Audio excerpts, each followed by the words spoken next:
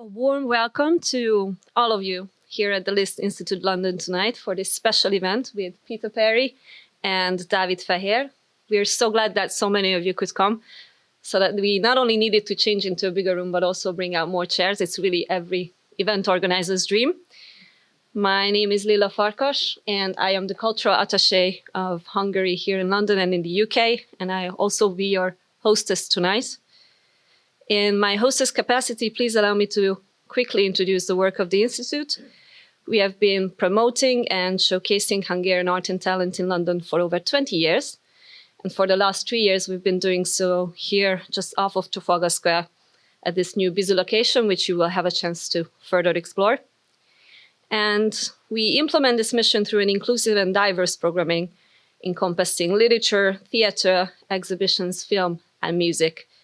This particular focus on Hungarian talent sort of gives the context for tonight, because it was Peter's heritage that was the first point of connection between us just last year. And we're so glad that he chose to trust us with the launch of his new monograph, published by the Budapest-based gallery Einspach and Czapolai Fine Art in 2025. Along with the book, he also mounted his first solo show in Hungary last October, and in that spirit, we're also showing a display of his most recent work in the fourth floor gallery. And I do encourage everyone to stay on for the private view after the talk, where you can purchase the book and sip some fine selection of Hungarian wine and also engage with the art and artists. It's also my duty to introduce our speakers tonight. Peter Peri is a graduate of Chelsea College of Art. He made his debut at Bloomberg New Contemporaries in 2003. He has exhibited widely internationally, including Tate Britain, the Hayward Gallery, and Kunsthalle Basel. His work can be found in the collections of Tate, the Victoria and Albert Museum, and the Museum of Fine Arts in Budapest. And his work is questioning of tradition and influence in modernism through the primary media of drawing, sculpture, and painting, creating a complex set of interrelations.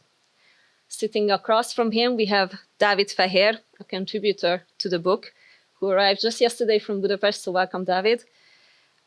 He's an art historian and a director of the Central European Research Institute for Art History of the Museum of Fine Arts, and assistant professor at the Institute of Art History at the Eötvös Loránd University.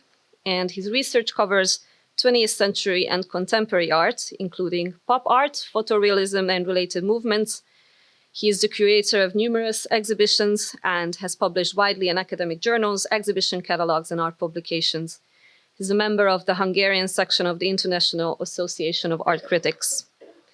And now, with all my hostess duties wrapped, I would like to give the word and the microphone over to Peter and Dávid. Thank you. We celebrate tonight a beautiful book, beautiful volume we see on the screen. To be very honest with you, and I don't say that all the events I'm participating in, this is really one of the nicest objects that I've ever held or hold in my hand. So this is a beautiful book. You will see that upstairs. And it was a real honor, a great honor to contribute to this book among wonderful authors like Neil Brown, who is with us, Federico Campagna, and Dan Fox. And the book also contains a wonderful and extensive interview done by Monika Zsikla, who is also the editor of the volume, with Peter. This book covers the entire work of Peter, not all works, but a very, very beautiful selection. And our idea was, for tonight, to introduce this book through some questions that we address in the book. I also address in the book in my essay, that somehow covers some main questions in Peter's work, and we will structure this whole conversation through a slideshow as well. So we will show works from Peter and some other artists that are somehow related to the works we will show, and we will address questions, key questions on the work through these slides. And I would start immediately with the first slide, which is, I think, one of the key works of Peter, titled Woodcutter. This is a work that is in the collection of Tate. And when I started to write my essay, I found out that this work could be a kind of starting point for the whole text, because I found it a crucial piece. And at the point when it turned out that it's actually related to Malevich's Woodcutter, it became even more complex. And first I tried to find out what's the exact relationship between Peter's work and Malevich's work, I mean, structural relations and so on.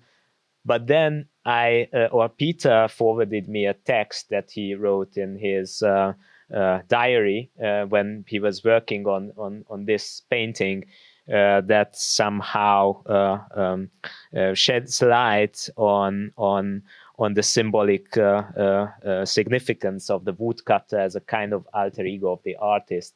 So my first question would be, how is this work related to Malevich? How this work was created?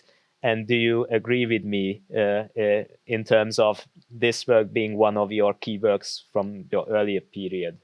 Yeah, I guess so. I think talking about the way these paintings were made might be interesting. That this was a series that I made between 2002 and 2008. No, 2002, 2010. This painting's from 2008. And they were basically all improvised, but they had a very strong set of controls. And the set of controls kind of got stronger as they went on.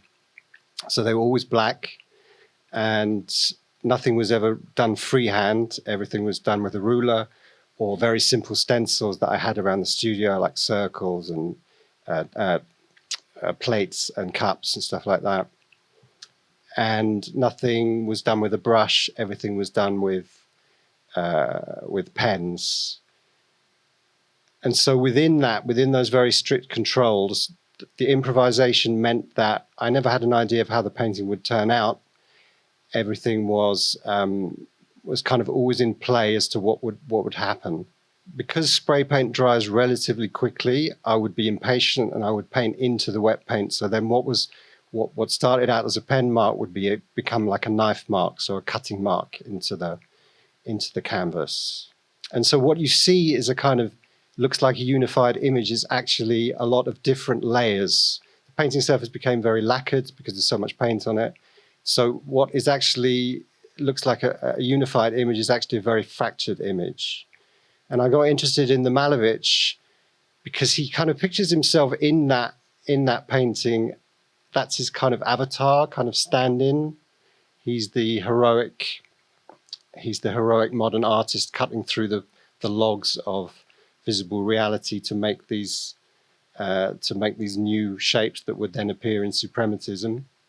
And the more I looked at this painting, the more I learned about it. I realized that in the next 5 years, he did 2 other paintings where he kind of puts the woodcutter, so he puts himself as this kind of fading ghost image that gradually in this white on white suprematism kind of becomes absolutely nothing at all. It's totally subsumed. So the idea of cutting, and then this cutting being kind of combined with this very slow dissolution, this kind of ghosting process, I think that idea of a very excessive look at dissolution and dissolving became combined in my mind with the way that I was producing those paintings. And I think fracture and cutting is an important element of your work as well. So we are upstairs and looking at your recent work, and this kind of cutting still appears as an important element, isn't it? So, I mean, fractures in meaning, fractures in the surface, not in the literal sense, but in some extent. Yeah, I think if you're drawing, especially you're drawing non-freehand lines, you're drawing with a ruler, and you're drawing with pens, there's always the feeling that you're cutting into a surface. You're not just making a mark. Yeah. We talked a little bit about the historical avant-garde, I mean, Malevich, and there are lots of references of the historical avant-garde in your work. And I think one of the key elements of your biography is that you have some family connections to the historical avant-garde as well. Yeah. Your grandfather is Peter László Peri, or we in Hungary refer to him mostly as László Peri, but he's mostly well known here in the UK as Peter Peri, just like you. And it's also a kind of magical thing, also have some extent a mystical thing in Jewish culture as well, giving a name to someone. And I think it might be a kind of fateful thing that your family or your parents decided to give you the name of your grandfather. And somehow this magical relationship became an important element of your art as well, as you deal quite often with his works and his heritage and all in all the historical avant-garde. This is him. Yeah, this is him in 1921, and that's the kind of work he was doing at that time. Very, very basic kind of early abstraction. Yeah, I didn't really have much of a choice really about being an artist. He just died in 1967. I was born in 71, and his presence was very strong around the house. His stuff was everywhere, and whenever there was a confusion about who they were talking about, it would be Big Peter and Little Peter. So I kind of got this fraternal idea about him. And he had a kind of interesting and slightly tragic career in that he was successful, not really successful in the way we would understand now, but he didn't make much money ever, but he was very central to the European avant-garde between about 1920 and 1924. And then, like a lot of constructivists who were politically committed, he decided that he didn't want constructivism to become just another bourgeois art form. So he tried to become an architect, and that didn't work. And then he concentrated on this kind of realist work, which was always a struggle to get people to be interested in. This is one slide with a later piece when he returned to figurative expression. However, there are still some elements of his constructivistic way of looking. And he was always telling people, look, this is like constructivism, but no one ever listened to that. That never kind of took off. So this is a poster that I actually had by my bed when I was a kid, and my haircut was kind of like the one on the right. So I kind of identified with this figure, and I think it was the start of, I don't know, some kind of feeling that art could be a way that you could stop time, and also the way that you didn't have to just be looking at the picture, but you could be inside the picture in some way. And so that, there was a really huge dichotomy, because just after he died, constructivism became fashionable again. People kind of tend to think that constructivism continued to be fashionable after the war, but it wasn't. It was associated with totalitarianism. And around the late 60s, it got rediscovered, which was just when he died. So immediately after he died, a load of clever Swiss art dealers came and bought all that work. So we didn't have any of that stuff. What we had were these realist things which no one wanted. So, You manage the estate of now I Peter manage Peri, the estate. or Peter László Peri. I tried to drum up interest in his work.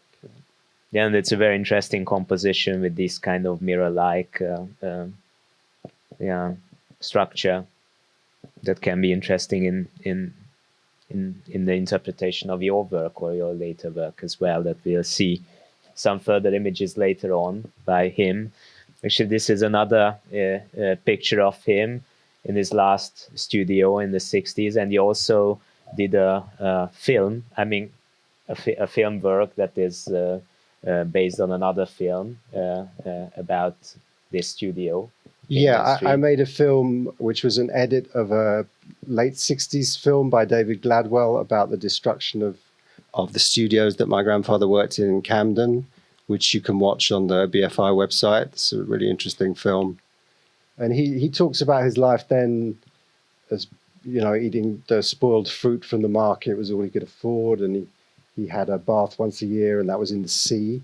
So it's like a kind of grim life. But this was actually after the destruction of the old studios. Camden council rebuilt the studio, so he actually had a big studio at the end of his life. And if he returned to you and the beginnings of your career, because this was one beginning, and your name and your family relations, but you had another beginning, which is, for me, was a surprise when I learned that. But well, no, it's not surprising if you look at your art. So this other beginning was graffiti. And what is the significance of graffiti in your work? And could you please talk a little bit about this very early period of your life? You were also imprisoned, if I know well, because of this. Yeah, So not for very long. So it was a kind of strong commitment to graffiti. But what was this commitment? Well, I guess the other side, when I was growing up, the other artistic influence was a lot of American stuff, and like a lot of kids from my generation, hip hop and graffiti was the other thing.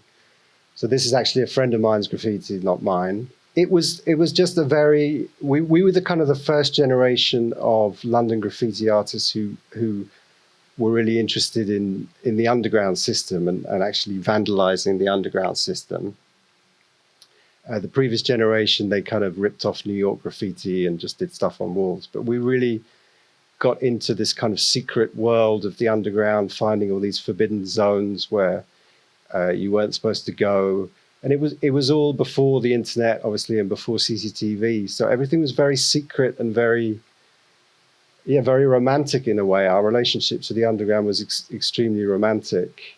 And my friend Matthew, who did this, I remember we tried to find, we used to often take the train between Earl's Court and Gloucester Road, and there in underground you can see there's a place where they leave the trains when they're out of service. And I can remember spending a day walking around amongst these posh houses in Gloucester Road, trying to find the entrance trying to find a way into this place where they kept the trains. And we just found this kind of gap between a couple of houses and this blank wall with a door, and managed to get in somehow, and got down this flight of stairs, and there was the train, just like this sleeping white canvas, which we then sprayed on. So it was kind of full of a lot of magical, kind of mysterious moments when you did graffiti.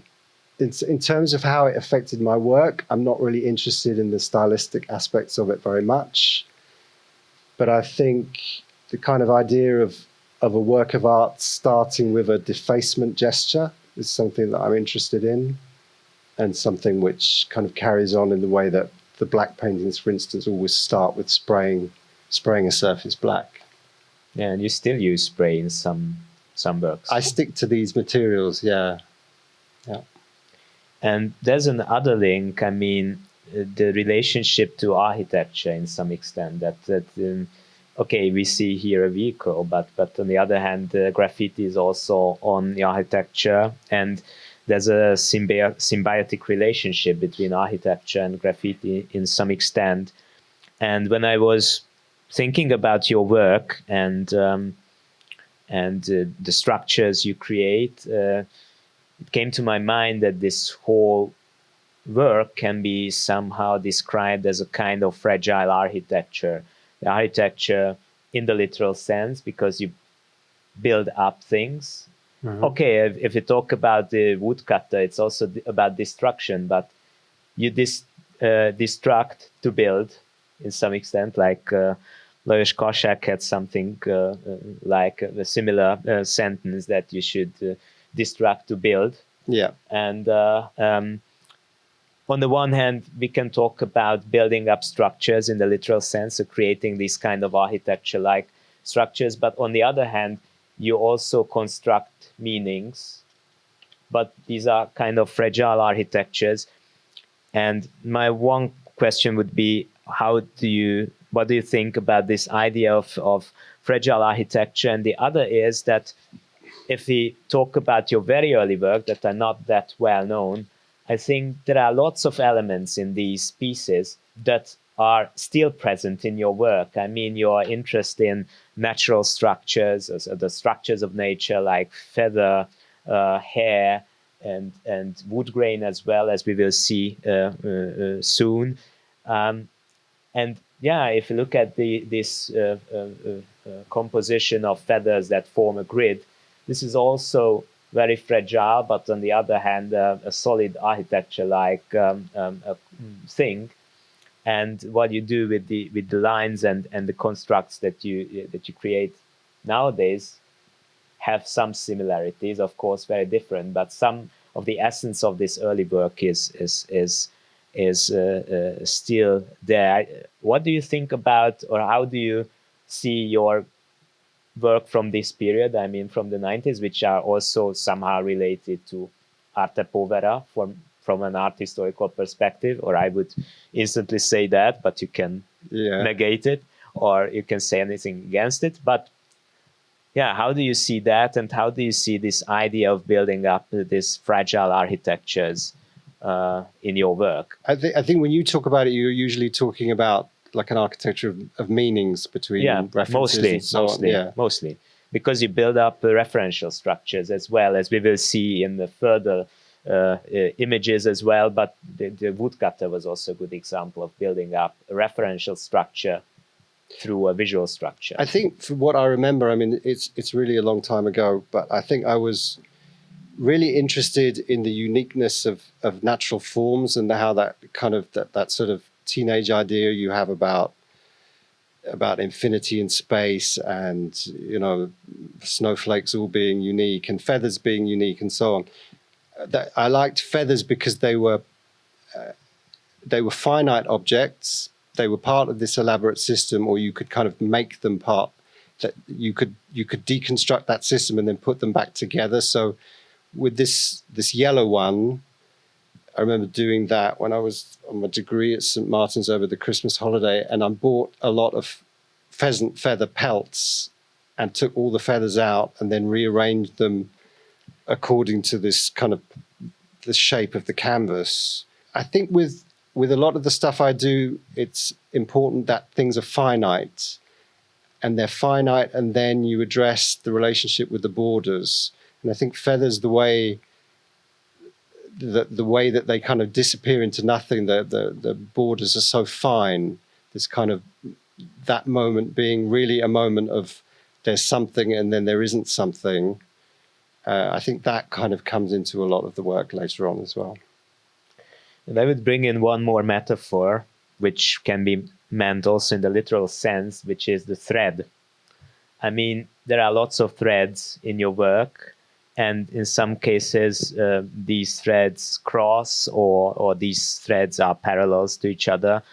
And one thread in your work, which is still present in your very recent art as well, is drawing.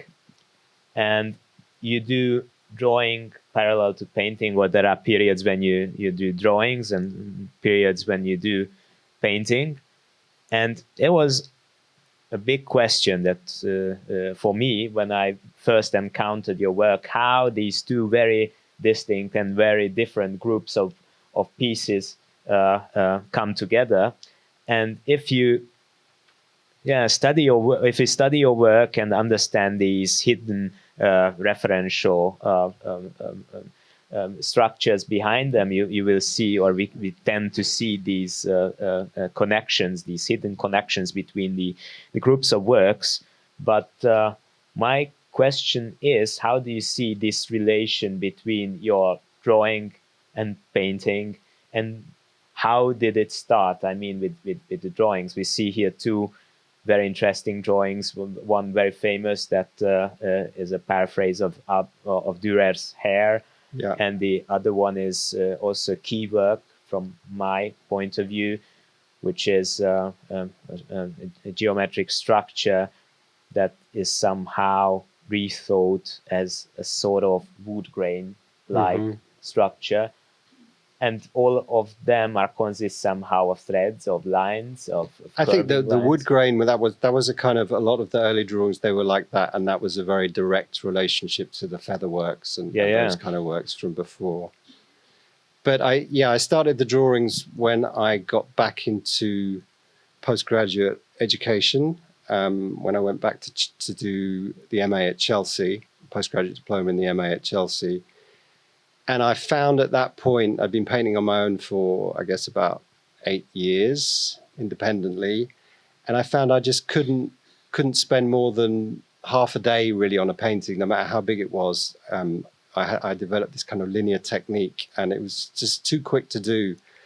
So I wanted to really be able to be kind of with a work and be kind of get into the work over a long period. And that became a kind of quest in itself. How much content, how much detail could I put into just a piece of paper, and how much time I could spend on it. And about that time, going back to Chelsea, that was a kind of catalyst of changing what I was doing. And about that time, I went to the Museum of Outsider Art in Lausanne. And actually, the things that most affected me there were English outsider artists, was Scotty Wilson and Madge Gill. And that kind of, a lot of outsider artists have that thing where they want to, that horror of empty space where they want to fill things up. But I think with Madge Gill particularly, there's this kind of radical continuity. You know, she's I don't know if you know her, but she did these kind of visionary drawings on, and she did it on a billiard table, I think, in her house. And she would unroll these sheets and kind of draw more and more stuff, and a lot of stuff has been cut up to sell. But so I think that idea of continuity and this kind of radical continuity and filling up a space, that was what constituted that change. And I stopped painting completely for I think all of the postgraduate diploma. Brian would remind me. Yeah, and after these drawings, or not really after, but parallel these drawings, you created another group of works which are very, very interesting. And this group of work, which can be seen as a kind of starting point for many things in your painting, that the paintings you created later. So this work has a direct relationship to theosophical thought forms and theosophy in general. And it's a very well-known fact that the catalogue titled The Spiritual in Art Abstract Painting between 1890 and 1985 made a huge impact on you. And I have two questions. What was this impact? Why does spirituality interest you that much? Because I think it's still a very important theme in your work. And the other question is, which interested me always since the beginning of my work related to your art, is how would you describe your art? As a kind of spiritual abstraction, or rather as an abstraction that examines spirituality as a historical construct, or a third thing, or a different thing? And I guess the third one will be the answer. But I'm curious about that. And just show one more slide where we see these connections more clearly, what we mean by the thought forms, like one here from Annie Besant and Leadbeater's book, and some other historical avant-garde stuff that are related to this spirituality, like Kuhn's works that made a huge impact on your work. Yeah, I think the spiritual question is I don't like either of those definitions. I think spirituality or spiritual thought and abstraction have an obvious correlation in that they're both speculative. They're ways of filling a void. Both of them, you have to fill an empty space with something. And I think that's why metaphysics and abstraction really like geometry, because geometry is always ready to fill empty spaces. So I see it more as a mechanism for creation that maybe spiritual thought and abstraction share. Regarding that book, that book was a huge thing for me. And again, I got it about the time that I was at Chelsea.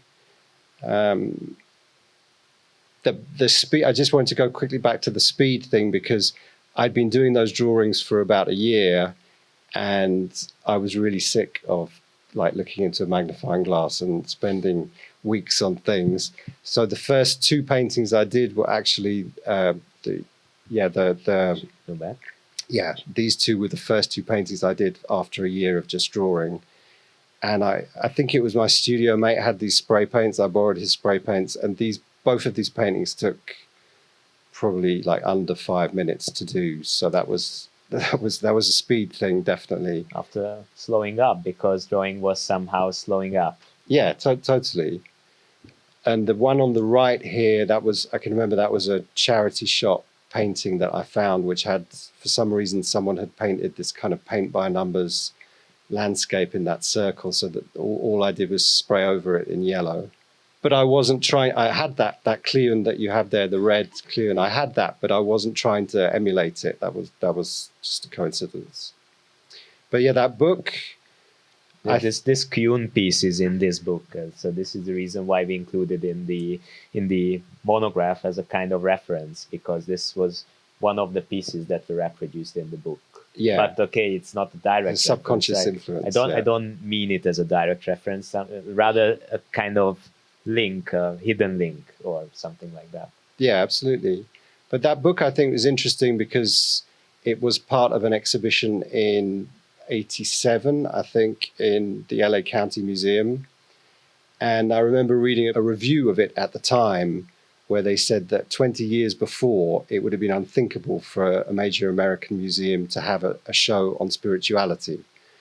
And that kind of gave you the idea of what a state that abstraction maybe was in, kind of constrained by kind of very formalist art history narratives that had grown up with it. So I think it was very refreshing, that book, that it liberated a lot of avant-garde artists' original motivations and inspirations. And then when I got hold of that book, it was about 2001, again, in a kind of slightly post-YBA moment, a lot of the basicness and the simplicity of those forms was kind of appealing to me and refreshing. In the next slide, I would return to drawings, because you do incredible drawings, master drawings. It's also an interesting issue that lots of your drawings are figurative and less of your paintings are figurative. And there are some very direct quotes in your drawings, like we saw with the piece that quotes Dürer. And this other drawing quotes Cézanne, a very interesting work of Cézanne, of the Alekhine. And on the other hand, there are some hidden elements in your drawings as well. But maybe first, before I ask about these hidden elements, my first question is, why did you choose Cézanne, and why exactly this work? And another question is, why is it a mirror image? Because it's a little bit like a printed matter, because of prints are usually mirror images, but this is not the fact. I guess that you try to imitate this kind of reproduction like Richter. But why is it a mirror image, and why Cézanne? I think why Cézanne, with Cézanne, there's always this really sort of difficult, labored embodiment of figures. Everything comes about in a very gradual and difficult way, which I think I kind of identify with the way that the drawing's built up. There was something hidden about what he does as well. Your question about the mirroring, I think that's something that I think a lot of painters do, is when they don't know what's wrong with the composition, they look at it in a mirror or look at it through the glasses so it's small, or I guess now people do it by looking at things on their phones to get that kind of estrangement, but that's the way I always used to do it, was doing it through a mirror. So just a kind of basic estrangement to see the image in a different way. But the Harlequin is a bit like the Malevich woodcutter. It's a kind of artist stand-in. As I read it, Cézanne saw himself as the Harlequin, and then he did another version of this painting where the Piero behind him is supposed to be his childhood friend Émile Zola, who betrayed him and wrote this book about him as a failed artist called L'Oeuvre. And when you showed me these slides before the lecture, I hadn't really seen those two paintings together, and this really like kind of Stalinist erasure of the Piero in the single composition, which is interesting. So yeah, a lot of parallels with the woodcutter, I think. Yeah, this is another alter ego of the artist. Yeah. And you, in some extent, or do you see yourself also as an harlequin or woodcutter? It's an artist idea, I suppose. And about the hidden elements, which are extremely interesting, and you have to look the drawings from very close to see these elements. Maybe some of them are visible on the screen, some childish drawings, in some cases penises and vaginas and that, such stuff as well, but also fragments of texts. And one of those fragments here are four words: Pilgrim State Death House, which we see there. I tried to cut this detail and show you, which is from a book, exactly Silvano Arieti's book, Interpretation of Schizophrenia. And the reference image from which you took these four words is a drawing by a schizophrenic patient called Sheila, with the swastikas and so on. And why schizophrenia interests you, and how did this fragment or this element came into this, or became a part of this composition? Well, I think when I'm drawing these drawings, as I said, they're with a magnifying loop, and you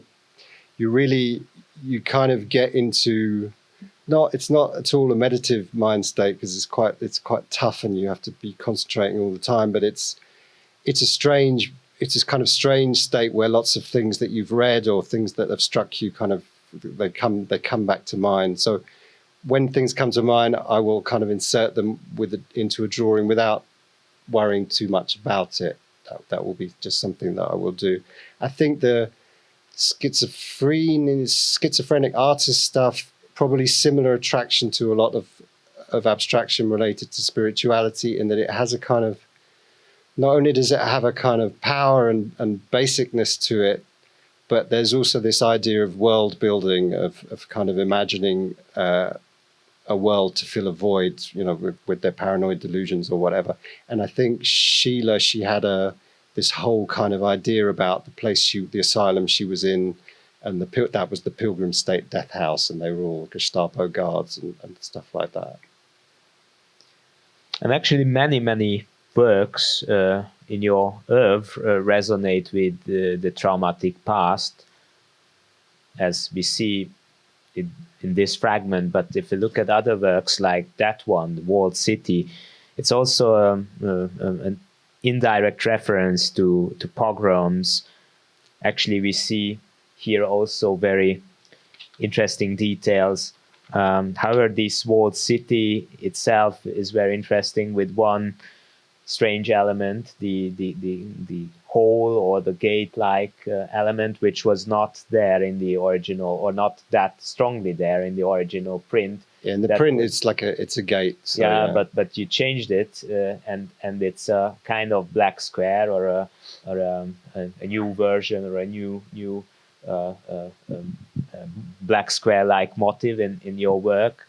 So my question is, how do you see these traumatic elements in your work? I just show here this detail, which unfortunately it was not really, we don't have a better quality image, and we could enlarge it that way. So it's not the perfect quality image, but you may recognize the swastikas that are hidden on the sky. Or how would you describe this whole background behind this work, or why does this whole or do you see your work as a kind of processing of traumas or certain works? I'm kind of wary of artists talking about processing trauma with their work, because surely if you do it, it's unconscious, so it wouldn't be part of your work. But I think for me, those two drawings, although one is kind of traditionally figurative, and the other one looks more abstract. They're kind of the same drawing, and that was a kind of fascination I had with cities or towns which are somehow kept separate and isolated. And yeah, The Country of the Blind, which is a story by H.G. Wells, where there's kind of violence and blinding going on, and the medieval print, that's Strasbourg, where there were some pogroms at the time.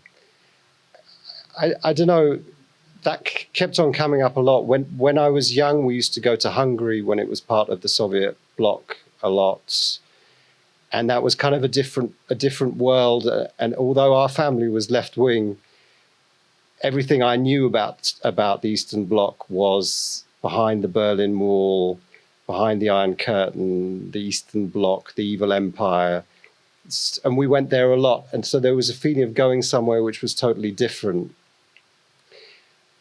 Also, I grew up very early with knowing that my grandfather had to leave Hungary when the 1919 revolution fell because he would have been killed. Then my grandparents had to leave Berlin because my grandmother got arrested. Her brother-in-law got guillotined by the Nazis just before the end of the war. My grandfather's 4 brothers were all killed for being Jewish. On the other side of my Hungarian family, my grandfather fought with the Germans, and then he got put in a Siberian prison. And like the stories, things that happened to him were just unbelievably awful. So I guess the idea of somewhere which is separate and where violence is state-sponsored, I guess, was a thing which kept on coming up in these kind of walled city drawings. And it's very interesting how we pair these two pieces. I mean, The Country of the Blind, which I think very closely related to this figurative depiction of the city. Is it a kind of utopic form or a kind of anti-utopia, or how do you see The Country of the Blind series, which was also, I think, a key series in your work? Yeah, I was interested in a lot of these early modernist ideas of separate places, utopias or dystopias. The other one was Lovecraft's Call of Cthulhu, those kind of worlds that he conjured up. So yeah, I guess attraction to this kind of the basicness of those early modern visions of something separate. And while we were looking for a better quality image of the walled city, which we didn't find, we found another piece, Mousebite, where we see the swastikas more clearly.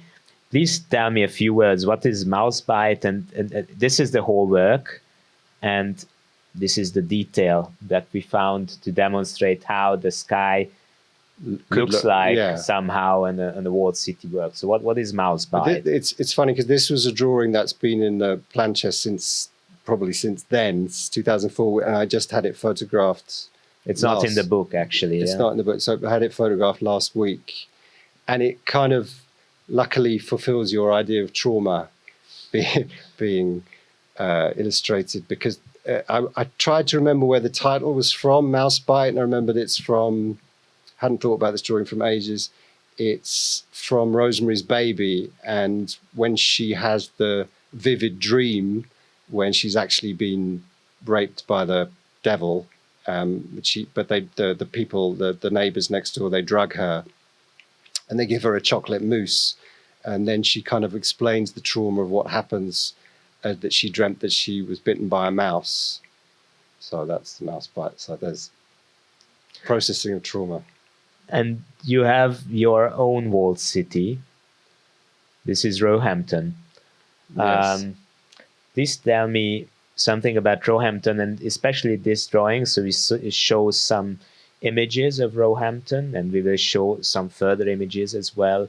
And this is a drawing that is, for me, strongly linked to the walled city work. So in this extent, this is really your walled city. On the other hand, this is a little bit like an unfinished work or a puzzle. Please tell me something about Roehampton and this drawing. Roehampton is a strange place in southwest London. It was originally quite a very rich enclave in southwest London. There's a Thackeray story where he says that if you were really rich in the 19th century, you had a house in Mayfair and a villa in Roehampton. And that meant that there were not many houses there. So when the London County Council wanted to do a really big council estate, and I think it's the biggest in England, or it's one of the biggest in England, they built in Roehampton. And there's two sides of it. There's the Alton West, which is where I went to primary school and nursery school, and there's Alton East, where I lived. And Alton West is the earlier one, and it's quite famous for having kind of Le Corbusier style blocks on pillars. So you see them in the top right image. And it was just it's a very isolated place. You have Richmond Park on one side, and then you have Wimbledon Common on the other, and there's one road which comes through, which has hospital on one side and institutions on the other. So there's no residential housing around it. And it has this very weird primordial feel, because where I live in Hackney now, you've got some Georgian houses, then you've got a lot of Victorian houses, then you have some modern houses, a lot of modern houses. Roehampton just has a couple of the old buildings which were kept standing, which Mount Clare is the one in my drawing, and then all this modern stuff, and then parkland. It gives the place a very weird, out of time feel, or that's how I used to feel about it. And yeah, it occurs also in Truffaut's famous movie, as well, as we see in the pictures, and we see the exact building that you depicted in the movie as well. Yeah, he uses Mount Clare in a shot where the I think they're hunting for the fugitives in the film, and I noticed that Mount Clare has this kind of, as it is an oculus, or I'm not sure the architectural term of that, but this circular window at the top of the pediment. So I kind of, it struck me as a kind of watchful house in amongst all the modern architecture. And yeah, I think Truffaut chose that place. He had to scout for locations when he came to film that in England, and he chose that estate when it had just been built because of this very strange dystopian atmosphere. Let's show one more image of your studio wall in Chelsea College from 2002, where we see many images of Roehampton and even more images of your grandfather's works and some images of your own work, and also William Blake work, which we don't see now, but it was also on the wall. It's there, yeah. And it's very interesting because many things that we're talking about come together on one wall. How do you see the relationship between all those things in your work, and why did you decide to put exactly those things on the wall? Well, I think I think on MA courses you have good and bad mature students, and I think I was a good mature student in that I stopped doing everything that I was doing before and tried to unpack what, the horrible phrase, but I tried to find out what I was really interested in, and that wall, that kind of combination of things on that wall, I think expresses it quite well. I was interested in the basicness of those shapes when they were applied to constructivism, and the complexity of kind of what they became when they became part of housing estates in southwest London, for instance. Yeah.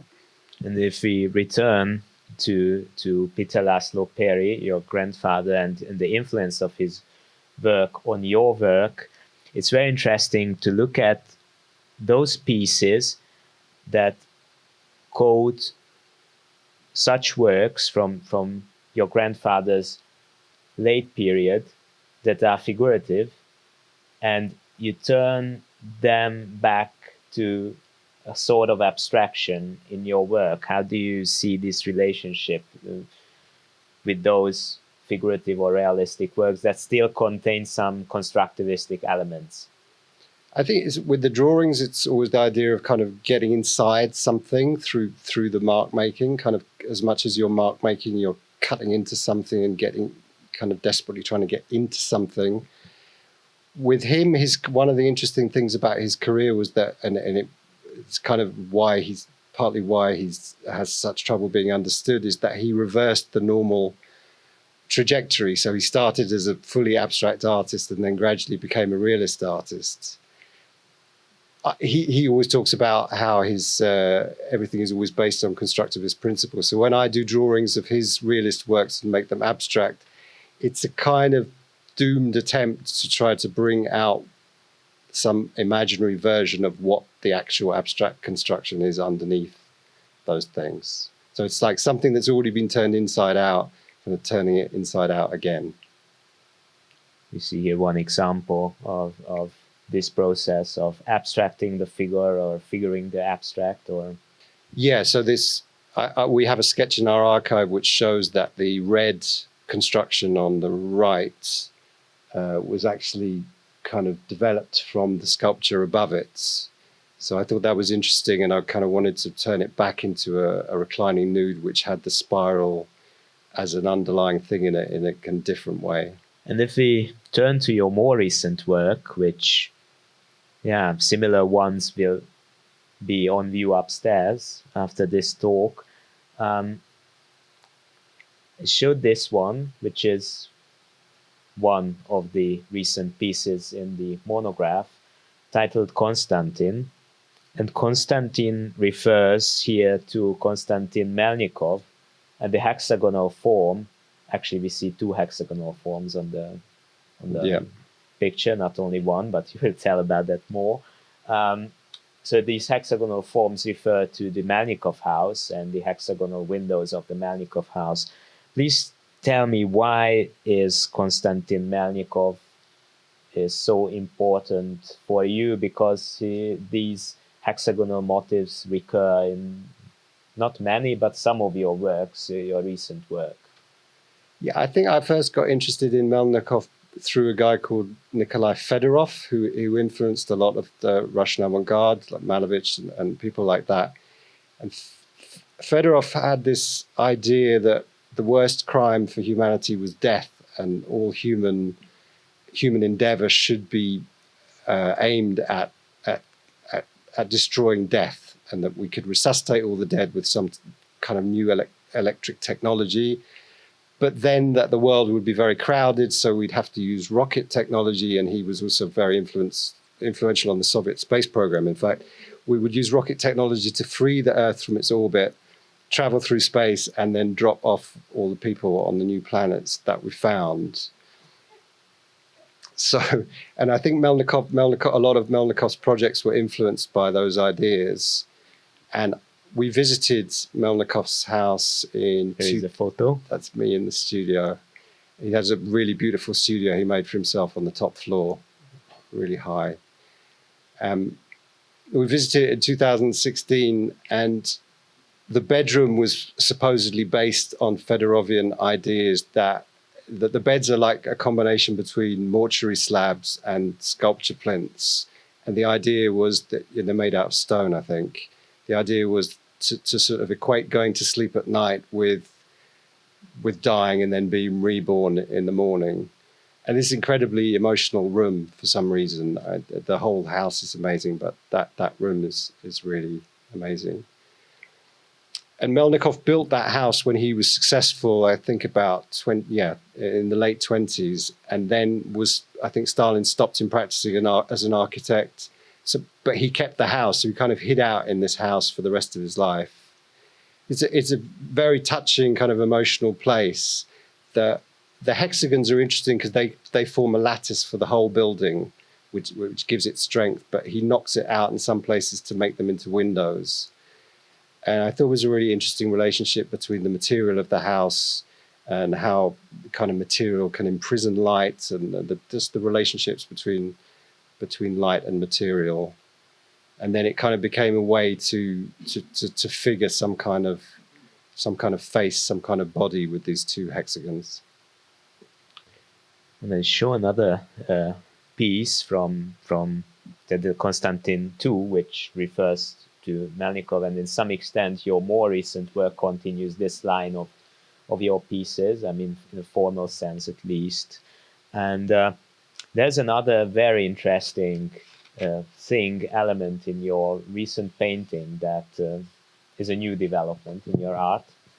This is the calligraphic-like motifs on the edges of the picture, on the periphery of the picture.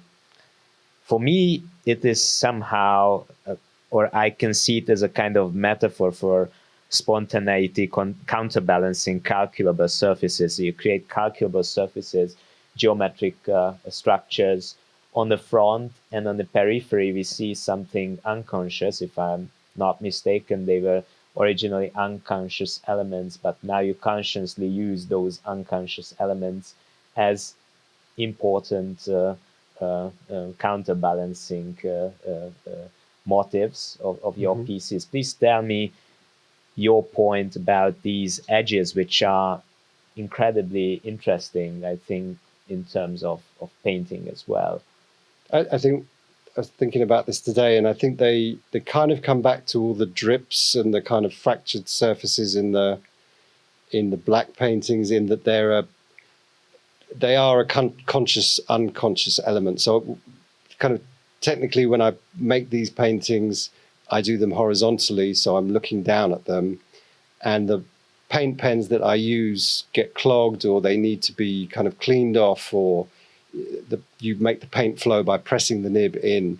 So I would find myself using the side of the painting just to do those things, just to make the pens work. And I think originally I was spraying it over black so the edges were clean. And then I started to leave it and start to get the, quite often people come to the studio and the thing that they really like are the edges. So I kind of leave them in now. But I think, it has that structural relationship that you talk about. And it's also interesting that in your drawings there are also these elements which I had a word for that in Hungarian. It was extremely complicated to translate it into English, but I trust your sense of languages. You call that tufting elements. So these elements on the edges of your drawings, like grass or hair. Yeah, tufting. Kind of disturbing elements in the drawings, but productively disturbing elements. In Hungarian, we have the phrase "hair in the soup" as a disturbing element. So it's something like hair in the soup. Yeah, that's a very nice thing, but there's something that disturbs the whole. And if there's one piece of hair in the soup, you cannot eat it. And I have the feeling that you have an attraction for these kind of disturbing elements. And I see these calligraphic elements also something that disturbs or questions a statement that is on the front. And there's a permanent dialectic between statements and questions in your work, both in the drawings and both in the paintings. I would agree with that. I think that's true, yeah. And here's one other example you used to mention, Imi Knöbel's sandwich works. How is it related to this? I don't think it's a conscious reference, rather something that was important for you at some point. Yeah, something I thought about going back to think about your question, really. There was an exhibition in the early 90s at the Haywoods called Unbound, and that was a very important exhibition to me. And one particular room, which I think had Gary Hume and Imi Knöbel in the same room. I think they were opposite each other. And something about this kind of flatness and content being enclosed in the painting but being flattened out and kind of pushed somewhere else. I think I saw that in Gary's painting, and also kind of more obviously in the Imi Knöbel sandwich paintings, where it's two plywood sheets with the painting, as it were, hidden. I suppose there's a painting on both of them, two paintings hidden, but you just see the paint around the edges.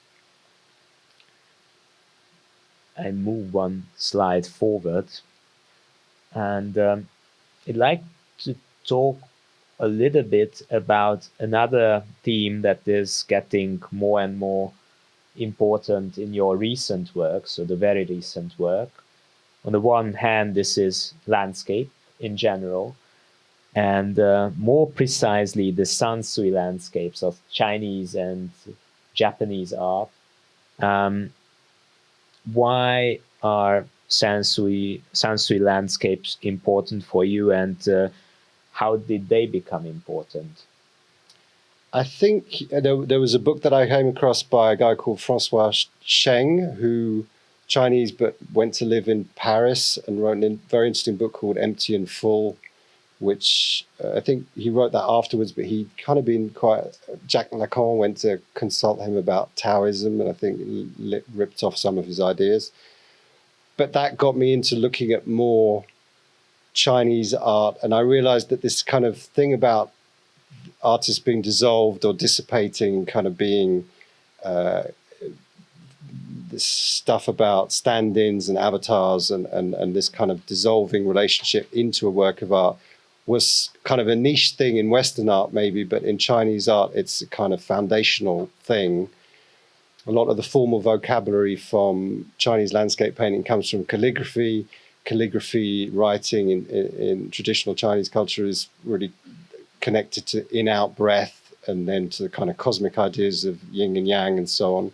And then through the medium of landscape painting, so you've got the artist kind of dissolved in that way, and then the whole idea that a viewer in Chinese painting can find themselves in the landscape kind of alongside the artist who's also there through the delicacy of their brush marks and so on. That idea seemed to me a very, very close to these kind of problematic ideas of embodiment that I was getting into previously. And one of those landscape like paintings is the locust tree enclosure, which is a beautiful piece from your recent series, and it's a new development that this work and the drawing next to it became part of the collection of the Museum of Fine Arts Budapest. So we are very, very pleased to have it. And there's one very interesting new method in your art that we can see here. Maybe that was the first one, that you create a drawing of your own painting. So not like of Dürer's work or of Cézanne's work, but your own painting. So now that these parallel threads come together somehow. And now we can see what I meant by hair in the soup and tuft and such things. So this is very beautifully drawn. It's a master drawing for me at least, a beautiful, beautiful work. And when I try to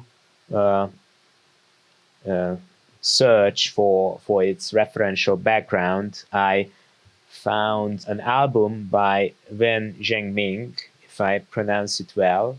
This is at the Metropolitan Museum. And the title of the album is The Garden of the Inept Administrator, and there's a locust tree pavilion. How are these two works related? And then I asked you, and you confirmed that this work was important for you, so I'm not mistaken when I referred to it as a reference. How and why was this important for you? And then please also talk about a little bit about other referential backgrounds of this work, because we will show one more very interesting reference. Just go back to so this is, you're right, this is the first drawing that I've made of one of my paintings. But I think for me that's the way I see the difference between drawing and paintings, between a drawing and a painting, is that a drawing is generally, my drawings are generally of something. There's some which are kind of more towards my kind of idea of painting, but mostly a drawing is of something, whereas a painting is just a painting. And I think, so yeah, for me, the image in a drawing, an image dominates the support, but in a painting, the support subordinates the image. And I think I got that for years ago from reading something about Matisse, that he would not ever square up a painting in the traditional way. So he never did a small design and then made it big on a canvas. That the composition had to come out of the specific dimensions of the painting, of the painting that he was working on. So I think so a painting is just something that develops from the process of painting, but at the same time, there need to be motivations and inspirations and vague things which kind of get me going on the path to something. And when I started this painting, I was thinking about Matisse's garden paintings, which often have this kind of forking branches and have this kind of free feeling, but they're in fact very structured. And once you get into them, you see that everything is a reversal and a pattern, and they are very tight, and they are enclosures in a very kind of significant sense. Then, like with all the paintings, I paint them and then I go back to title them kind of when I need to. And I went back into my notebooks and found a reference to this Garden of the Inept Administrator, which I think is partly famous because it's such a strange title, such a strange kind of thing to be remembered for being inept and having a garden. And yeah, when I came across went back to look at the album, found that there was actual one enclosure which kind of mimics the idea of the rectangle of a canvas. It's a kind of, it looked to me very much like that kind of idea of what a painting is. That Matisse was talking about. And we are approaching the end because we're talking more than 1 hour. But I have one last question framing this whole talk before going up and have a look at the exhibition. And this question is related to the book. What do you think about the book? How do you feel about this book?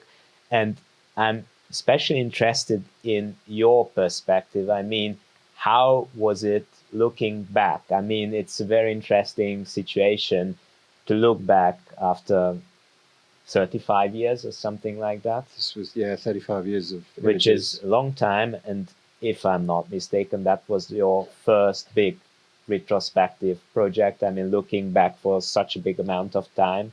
Yeah. And how was that? What kind of experience was that, looking back to all those very different kinds of works from your oeuvre? Some of them we addressed in this talk. It wasn't as bad as I thought it was going to be. It was, I mean, a lot of the work was on analog slides. So that was, I thought that really the work up until 2010 was kind of more or less lost, because when we tried to scan it, everything looked so bad.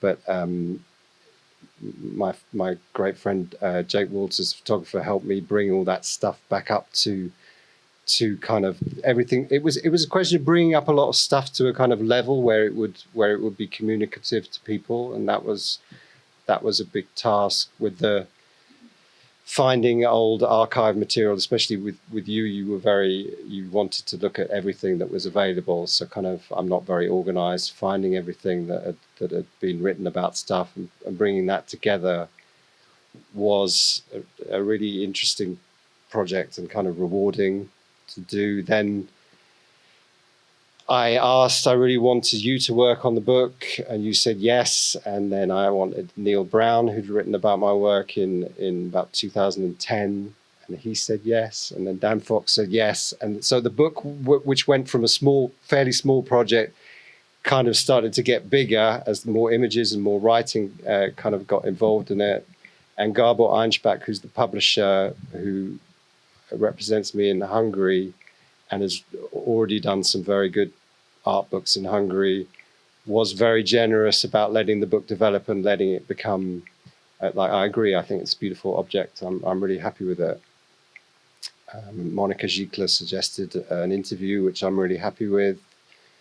And it was. I usually working on my own all the time, sometimes collaborating with a curator or with a writer, but this is one of the first things I've done with a it was quite a large team of people really. So, and we were all in contact for a year doing it, and that was really nice.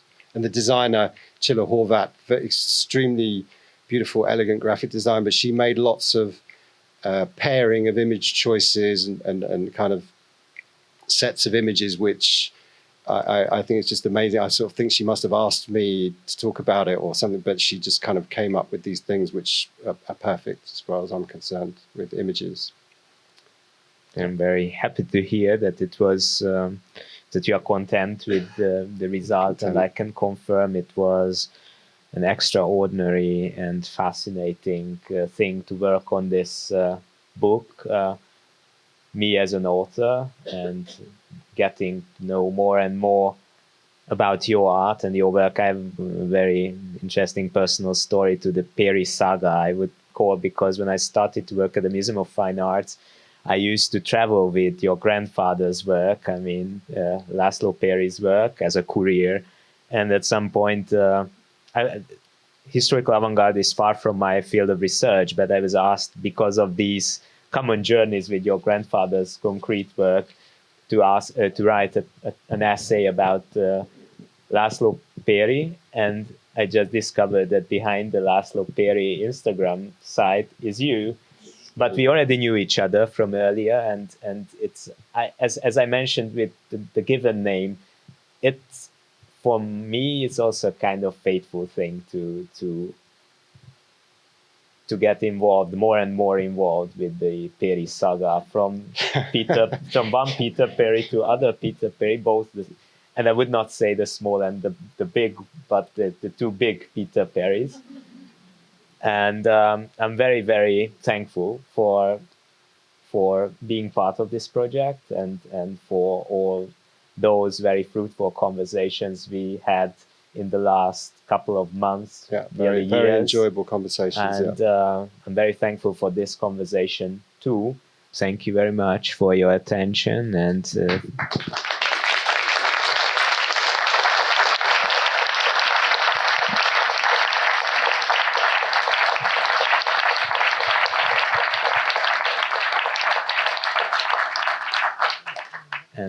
let's have a look at the exhibition upstairs, because we have some real works upstairs.